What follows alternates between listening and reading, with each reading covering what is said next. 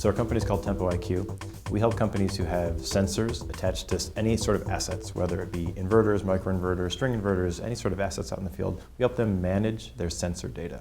So what that means is three things. We help them aggregate it all into one place. This is the big challenge. Your assets are distributed all over the world. We bring all your data into one place. That's a big part of it. We help them store it. Number two, we let you ask questions about what has happened in the past. You might want to say, for all the production in the city of Phoenix, what was the hourly average for the entire month of January or something like that, right? So once you bring all the data together, you can ask these kind of long-ranging historical questions.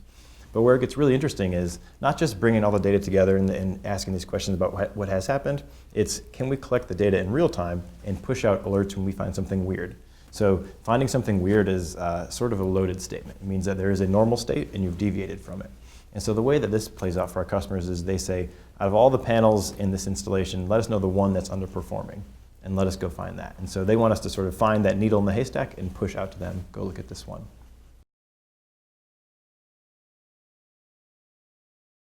So let's consider the sort of CNI use case or commercial use case.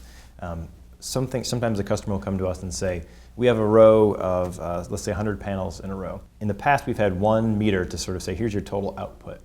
If you can put more discrete sensors on each panel or each microinverter, we can tell you, look, out of all these 100, these two are the ones that are underperforming. So your total yield will go up. I think once you start getting behind the meter and adding more and more sensor data, more discrete things you're measuring, you can unlock more efficiency and produce more.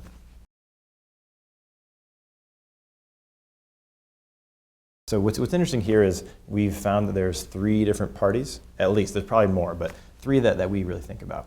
So you could imagine in the residential use case, let's say someone comes and puts panels on your roof, you want to know what the heck is going on up there. If you start collecting all this data, you can make a user-friendly mobile app to say, oh, here's what I've done in the past day, here's what I compare to my neighbors. And so that's a very simple or basic way. But there's all sorts of other people involved in this process. Let's say something isn't going correctly, and you have to have a service call or someone has to come out, right?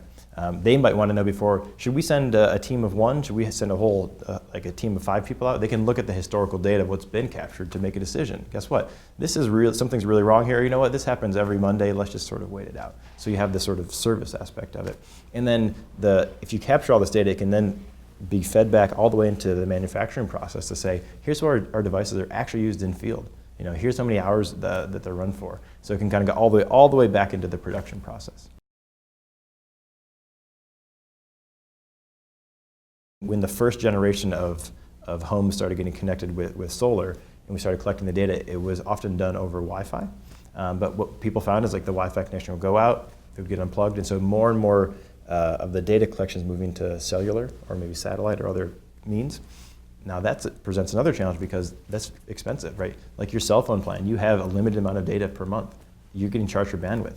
And so our customers are saying, we need the sort of dependability of a cellular connection, but we don't want to pay for all the data. We want to measure more stuff, but we don't want to pay to send it across the wire. So how do we solve this problem? And so I think the way this plays out is more and more of the alerting and the analytics will be done actually in place or sort of in the home or in the building instead of just sending all the raw data back online.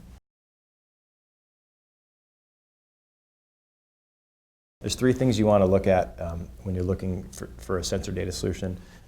One is you want to be able to aggregate all your data in one place, one canonical place to keep everything. 2, you want to be able to look back into historical analytics. And 3, you want to be able to have a system that also can take in the incoming streams and alert or push out to you what's going on. So it's the sort of, if you can bring all those 3 things together, I think you're going to cover most of the use cases that you have. I'm really excited. I think I'm not the only one, but just the opportunities to do more energy storage and batteries.